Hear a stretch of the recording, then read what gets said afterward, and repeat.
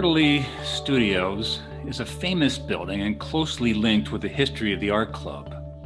Here's a photograph from the late 1880s when it was brand new, and it just is the most extraordinary looking building. People on Thomas Street stopped and stared. People in Providence talked about it. It had a national reputation, in part because it just looks so uniquely different from anything else. Why does it look so distinctive? Why is it so curious? Why does it look so different from anything else on Thomas Street in Providence in the US? The answers can be found by looking into the entry porch.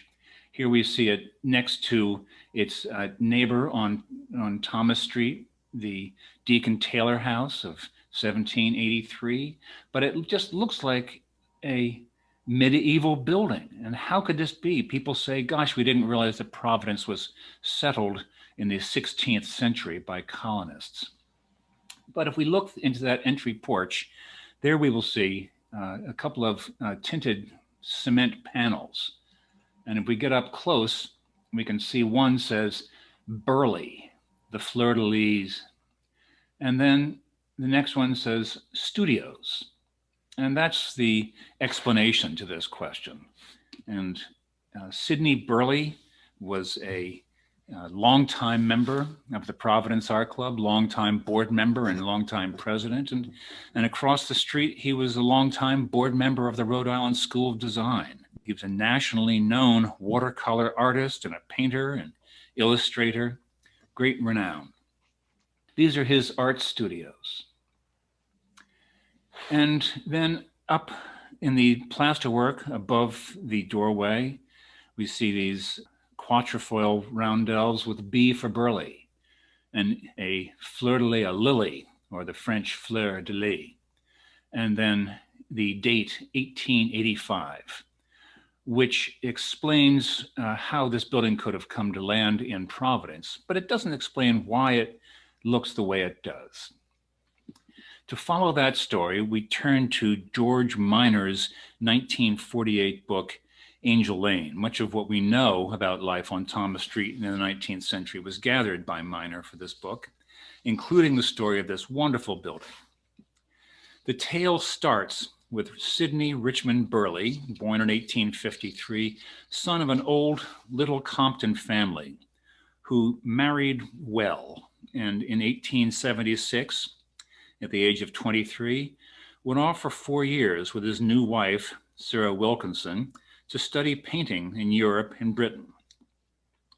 When he and Sarah returned to Rhode Island in November of 1880, his friends had already founded the Providence Art Club, which had rented an exhibition gallery in the Breck building next to the present-day College Hill bus tunnel.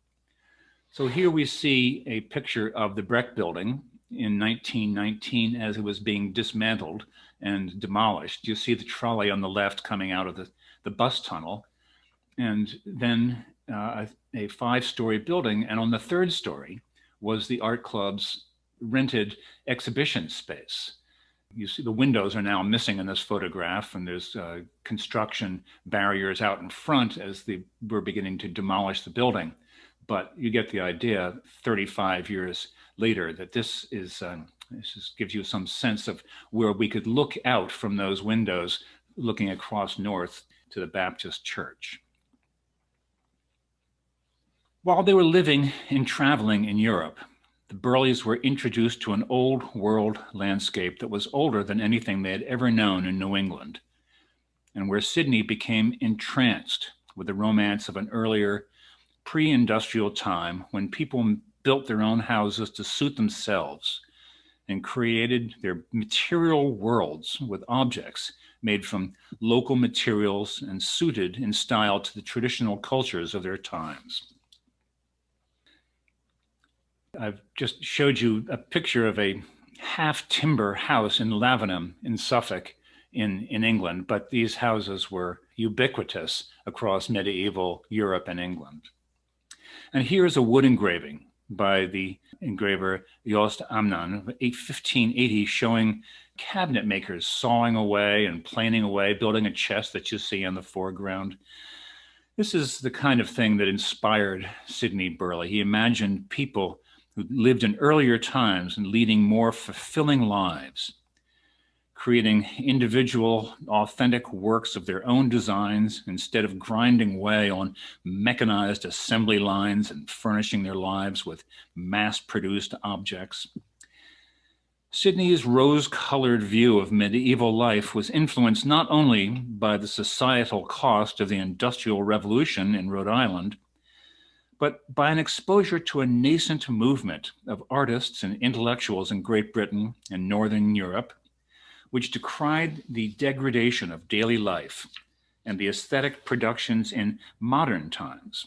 These reformers advocated for a revolutionary way of life that would lead to social reform and design reform, and for creating a domestic world of plain, straightforward, visually pleasing, sensible buildings and household furnishings, created with the dignity of hand labor.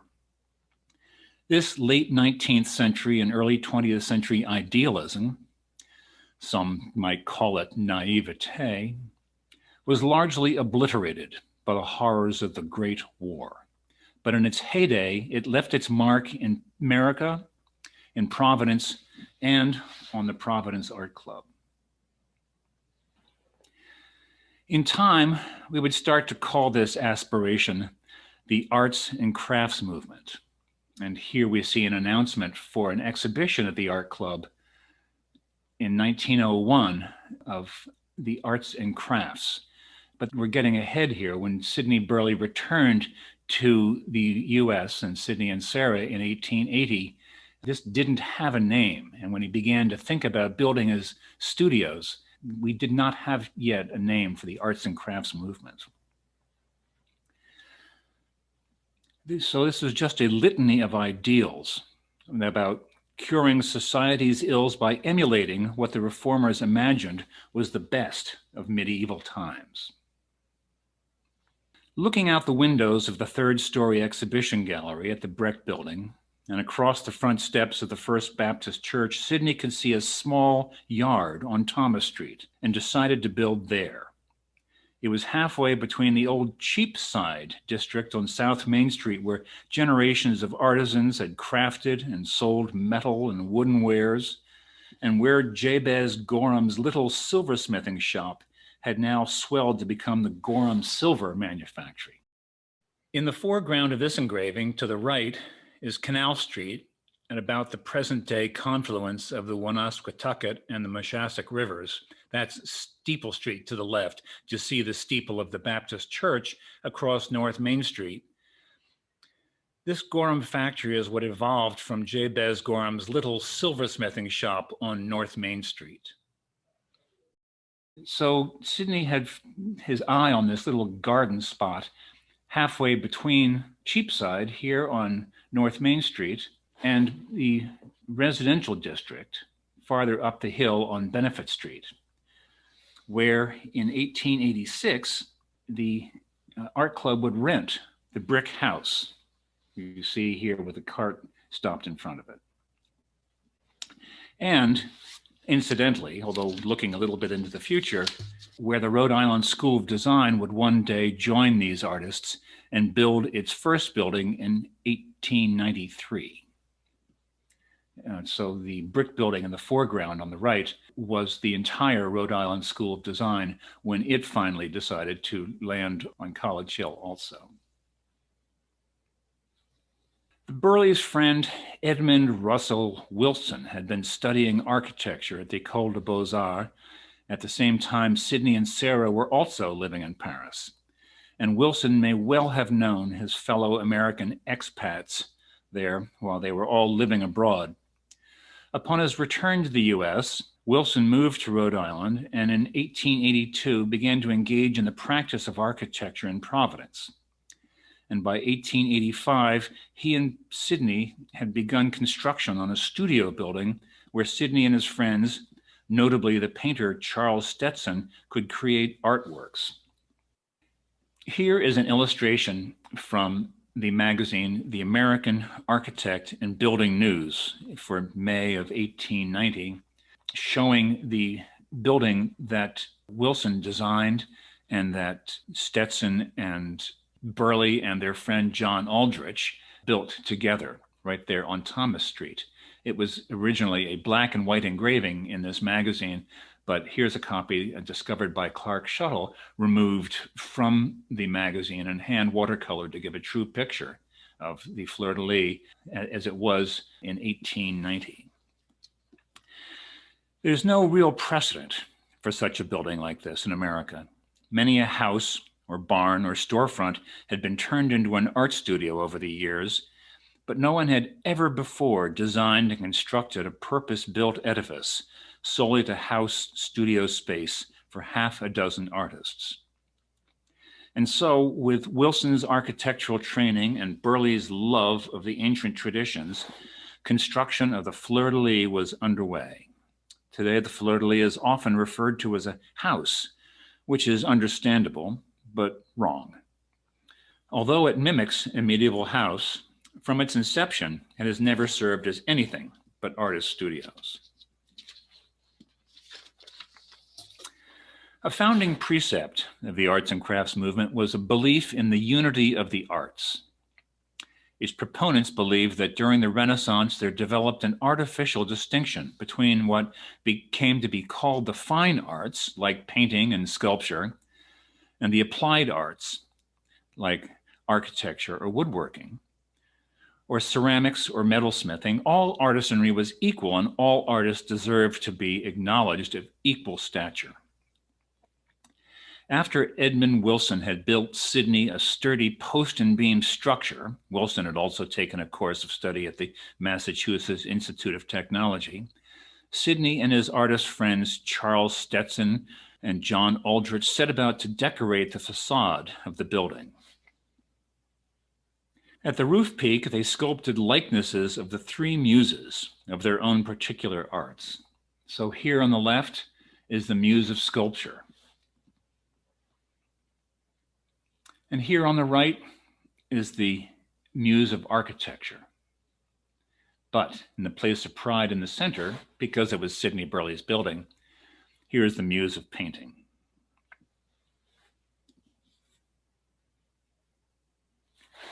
Another arts and crafts precept was the notion that the process of creating our own arts and our own crafts with our own hands is just ennobling. Below the three Muses is a portrait of Sidney in his tam o'shanter, and then a visual narrative of plaster series reliefs. So there's Sidney on the far left, you'll see next to the Muse of Sculpture. And below him begins a visual narrative of how one builds one's own house with one's own hands. In particular, this line of sculpted reliefs follows the nursery rhyme, "This is the house that Jack built." So Jack is Sidney Burley in his hat up in the upper left. And then we say, "This is the malt that lay in the house that Jack built. This is the rat that ate the malt. This is the cat that killed the rat that ate the malt." I think everybody must have heard this growing up. As we work our way across, we see the rat. We see the cat that killed the rat that ate the malt. We see the dog that worried the cat that killed the rat that ate the malt.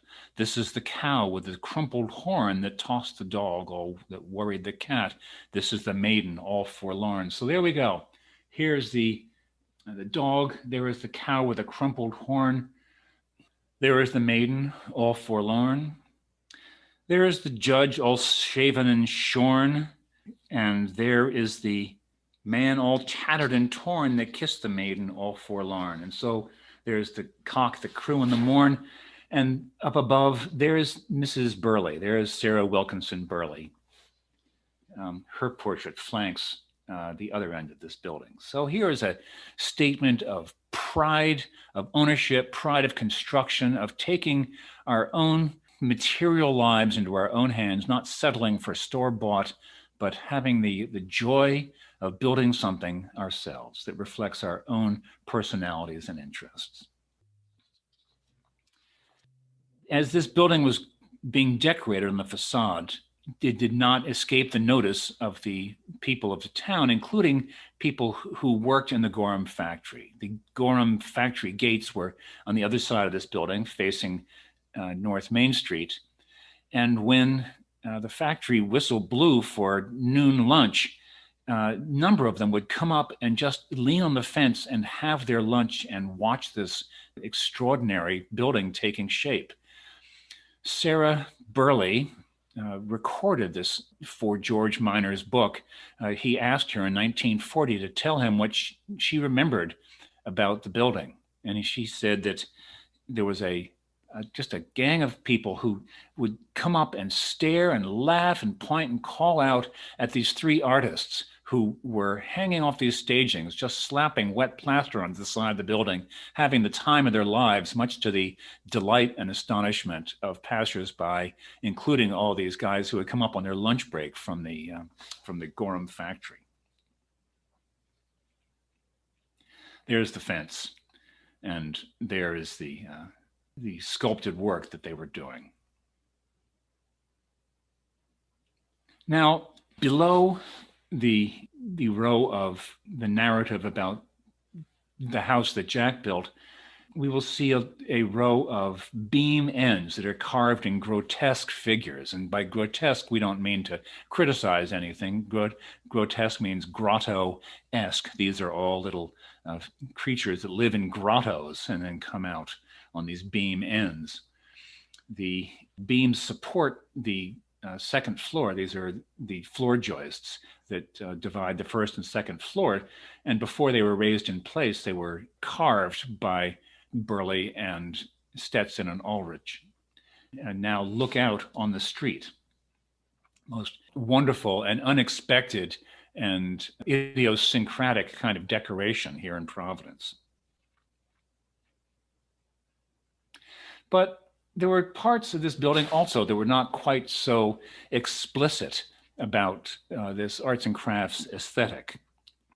On the foundation of the building and on the staircase going up to the front door, instead of using flat, regular bricks that could be laid in a flat plane, they found sewer bricks. These are seconds from the firing kiln and the brickworks. They're too close to the heat source, and when there are impurities in them, they blister out and buckle and explode and are only really fit for building manholes below ground or building sewers below ground.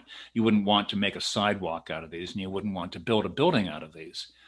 But for these people who just loved irregularity, they just loved the idea of something that did not look machine made, these were just perfect. And so this just emphasizes the idea of the Fleur de Lys studio as being a handmade building. And look, up on the door into the building, there is a rail and style panel door with Gothic arches, and then a hand-wrought iron door knocker in the shape of a Fleur de Lys. And if you look, you'll see that the Fleur de Lys is not symmetrical. It shows the evidence of hand hammering. And it's a little out of parallel, which couldn't have made them happier. This is exactly the look and the message they were sending with this building. When we step in through the front door, we don't step right away into the artist working studio. On the right, behind curtains, there is an office and workroom. In 1885, when this building was under construction, the men who were working on it had become aware of William Morris's group of artisans in Great Britain, in Oxfordshire, who had gathered a team they called the Art Workers Guild in 1884 of craftspeople and artisans who would come to your house and design wallpaper for you, or carpets or furniture or silverware. And so Burley and Aldrich and Stetson formed an organization themselves here in Providence called the Art Workers Guild. And for instance, these curtains are embroidered following designs by these men. I don't think that they were embroiderers themselves, but they were good enough to design this curtain, and then they had someone else do the embroidery. But for a few years, after they had begun this building, they continued to do projects not only in this building, but at the brick house up the street, and then for people in the neighborhood under the rubric of the Art Workers Guild. The candle sconce and the tin lantern, the kinds of things that they could have done themselves, piercing and working in sheet metal like that. The opening of this building was greatly celebrated in a series of photographs, some of which were published in the American Architect and Building News article in 1890. So these date sometime in the late 1880s. And so Sidney Burley here with his long clay pipe leaning over the balustrade, looking down on his father, George Burley, and his wife and another couple, reading in front of the fireplace. This little fireplace bench was just an absolute given in the arts and crafts world. It's called an ingle nook. And the whole idea was that the family, relieved of the burden of the Industrial Revolution, would have a lovely place to sit in front of a fireplace. They would come home from rewarding work and experiences during the day and gather on these benches and have tea and read socially uplifting literature. And that's what we see going on in this ingle nook in front of the fireplace. One of the glories of this building was these wonderful dragons that were painted on the chimney breast. And you see here, blocked by a picture, a part of one of these dragons. And in later years, as a more modern taste took sway here in the tenure of Max Mays as tenant of this building, we see that the dragon's been painted out. But if you can see very closely up in the top left-hand corner, the dragons were not just painted, but were incised in the wet plaster. And there was enough of an outline there for Harley Bartlett's team to come in and recreate those dragons in recent years. So here is a picture of that chimney breast as restored and now occupied by Providence Art Club artist Anthony Tomaselli. This fireplace surround was just a work of love by Burley and the Art Workers Guild. He had spent some time in the ancient city of Dordrecht in the Netherlands and lived in the White Horse Tavern, a great hostel full of Americans and other art students who were all clustered there in an ancient building. So up in the left-hand corner, you see a white horse, Het Witte Paard, the white horse, whose owner was busy remodeling the building and ripping out the Delft tiles that decorated the interior of the building. And Burley lovingly gathered up these tiles and brought them back with them when he and Sarah returned to Providence in 1880. On the right-hand side, you see the crest for the town of Dort, and down at the bottom, sculpted into this red cement. These tiles came out of the ancient hostel of the Witte Paard in the city of Dort, in that Nederland of ever-blessed memory. These tiles were first made and made most successfully in the 16th and 17th century in the town of Delft in Netherlands. The Dutch East India Company had been returning from Asia with blue and white porcelain, which astounded the people of Europe. They had no idea how anybody could make ceramics so fine and so light and so strong. And they would love to know how to make this themselves. The Chinese, of course, were not sharing the secret of kaolin clay. And so there was a small industry of recreating the looks of blue and white porcelain in red clay covered with tin glaze and then manganese drawings here. So here is somebody fishing with a sail in the background. These tiles were all made originally to be installed in an architectural setting, all cemented in place. And so when we get them now, freestanding, they've all been chipped and damaged a bit. removed from the cement. So these are all dinged in one way or another, including some that have broken corners when they came out of the wit's pard. So here you see people bowling on the lawn with a broken corner. And so the way that these artists resolved that problem of the broken corner was to create a woven reed dike, the kind that held the North Sea back from the lowlands, which by definition, the Netherlands are below sea level. And then down in the corner, there is a leak in the dike, and water is rushing through and past the tile, which excuses the break in the corner. Upstairs on the second floor from Burley's own studio, Charles Stetson created his own studio. And without so much of an investment in the fire surround, but he's got his ingle nook. And like Burley downstairs, he's, has exposed timbers, dark wooden beams to show off this medieval atmosphere and antique furniture you see on the right here. It was a comfortable place for both of them. And soon Stetson moved to California. And so there was a number of other artists who moved in here, George Whitaker, Stacy Tolman, people. There were 6 studios. There are 6 studios in this building, and it was always full of people making art. Here's an announcement from Sidney Burley inviting us to a private viewing of his pictures and sketches and drawings in the Fleur de Lys studio. You'll notice how Sidney spells Lys, L-Y-S, instead of the modern spelling L-I-S, as we see it in the present day on street signs and everywhere else in New Orleans. But Sidney preferred the old-fashioned spelling. It seems so much more in keeping with his vision of the good old days. I would like to tell you that Sidney Burley was a great woodworker, but he wasn't. The Art Workers Guild created these great hulking pieces of furniture. These ones, I believe, were designed on a commission for the Masonic Temple in downtown Providence, which subsequently burned with everything in it.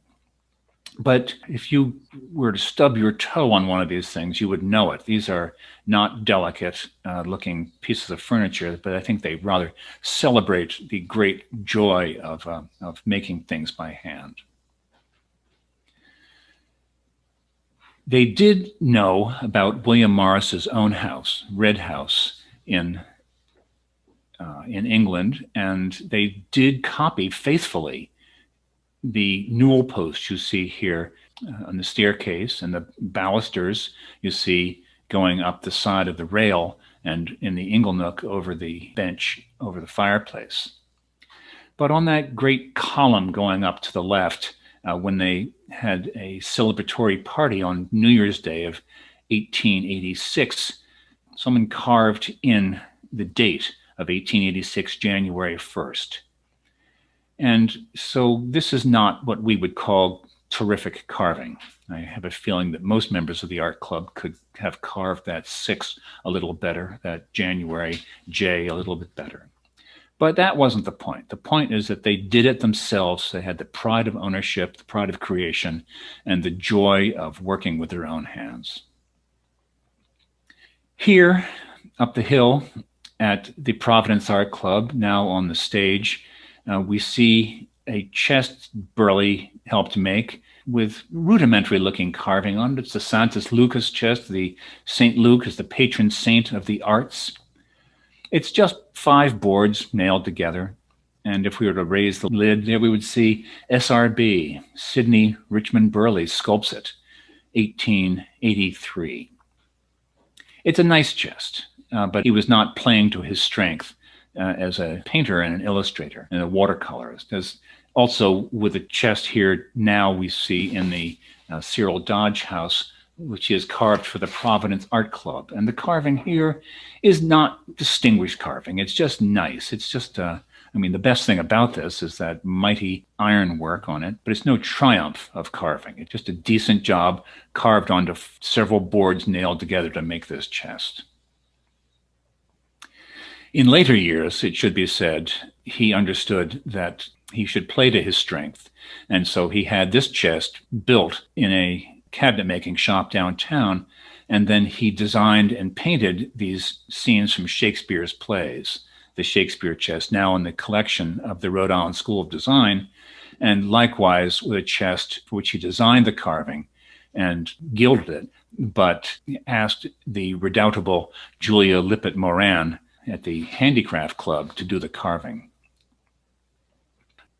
You will remember that as soon as they moved into this building in 1886, members of the Providence Art Club bricked up the windows and then ripped out the floor between the second and third floors so they could make a gallery, and then introduced a monitor skylight to flood light down into the gallery now that the windows were bricked up. And so inside this gallery, which is the gallery in which we exhibit our paintings today, the Art Workers Guild created a frieze in the wet plaster all around the top of the wall in this exhibition gallery.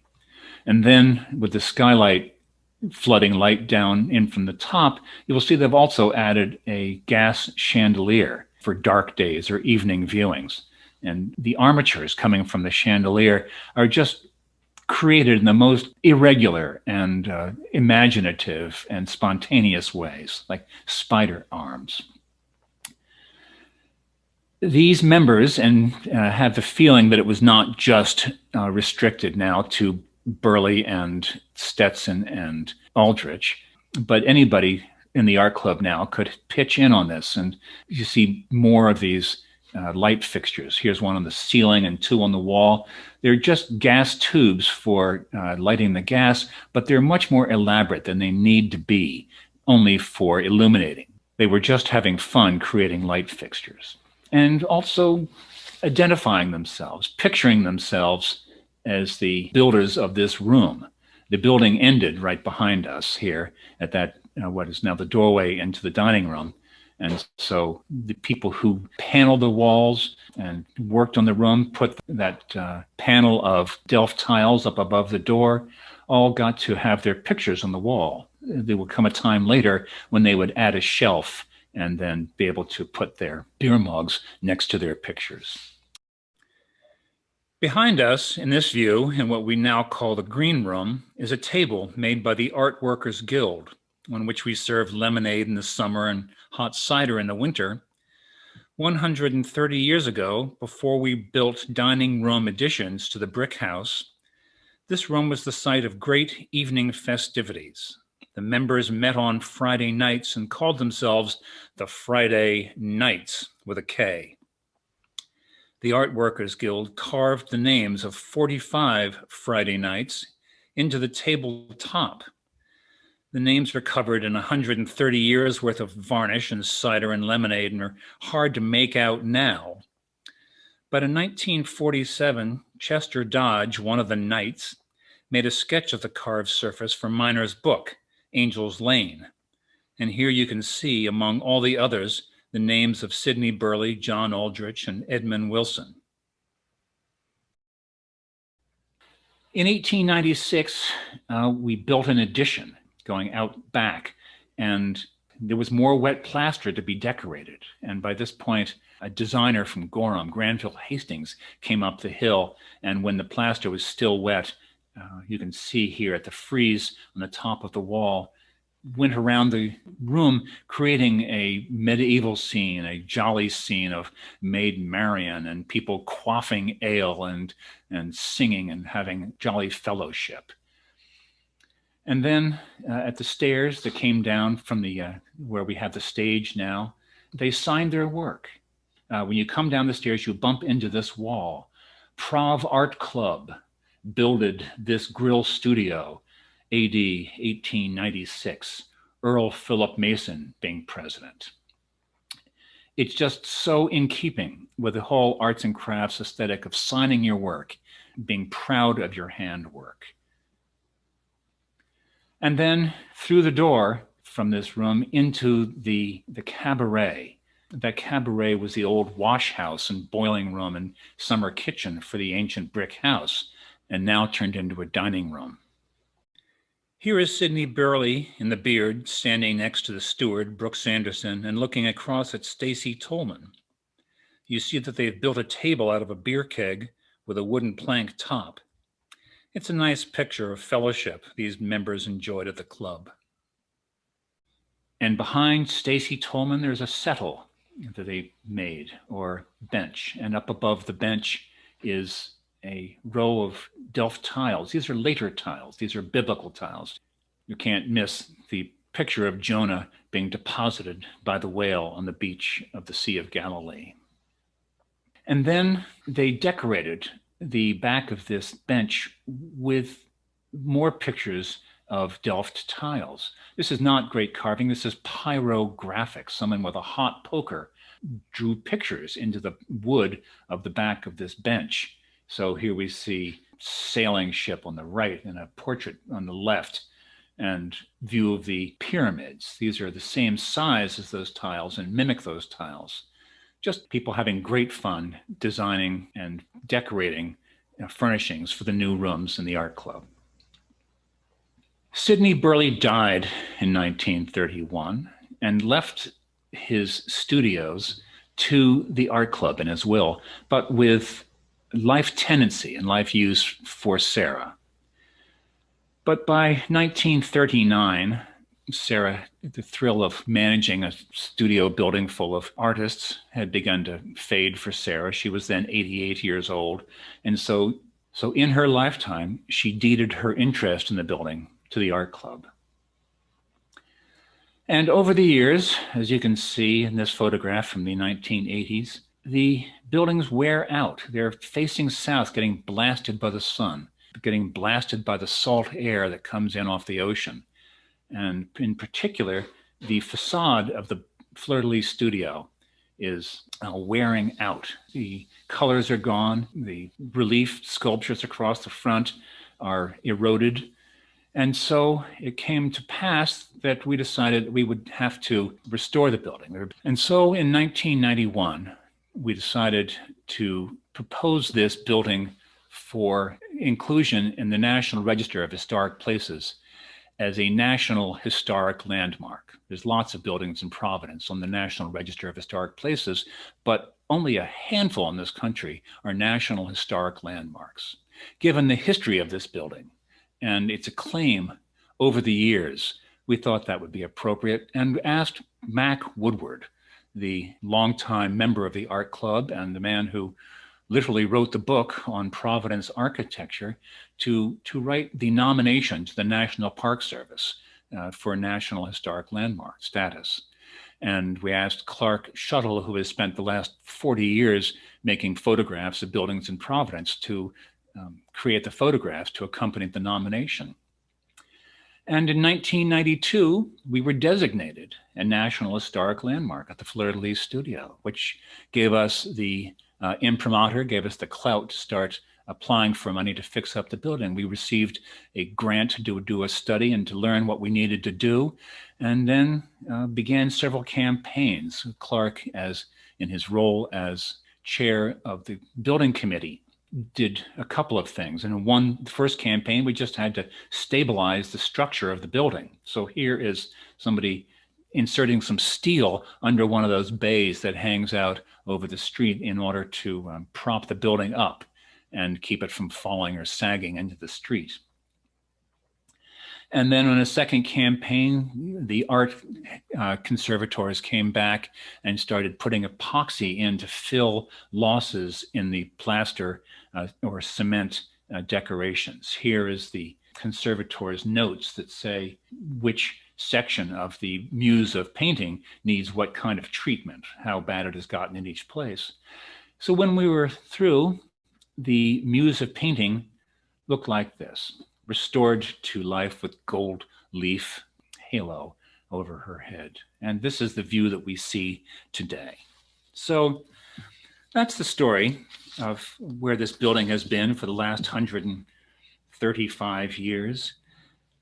In Whitman Barber's 1914 drawing of Thomas Street, published in Providence magazine as an article called Art, an Artist in Providence, you see Thomas Street with the buildings of the art club, but none more carefully rendered and more detailed than the Fleur de Lys studio, even more so than the Baptist church building next door. At the end of Mac's nomination for the National Historic Landmark, he quoted a passage from George Minor's 1948 book, Angel's Lane. And he said, "The whole city was interested, and many were stirred beholding a symbol of something vaguely important. The carved beams and plaster reliefs of this quaint building were fascinating indeed, but beyond that fact was that anyone should build a studio building for painters was startling. The new structure was more than an ordinary business venture. It was a public monument and a symbol of the progress the community had made in its flowering art culture, and a declaration of faith by the painters, faith in the importance of their painting and of their place in the life of the city." That was true in 1885, and it was true in 1948, and it's true today.